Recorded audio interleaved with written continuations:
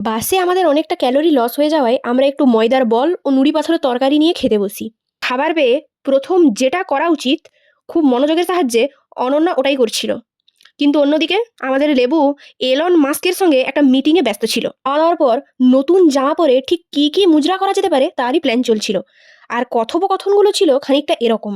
একটা সে বানানো বানিয়েছিল না, চড় মেরে এরকম করে চড় মেরে দিয়ে, যেটা আমরা ক্লাসে করছিলাম রে।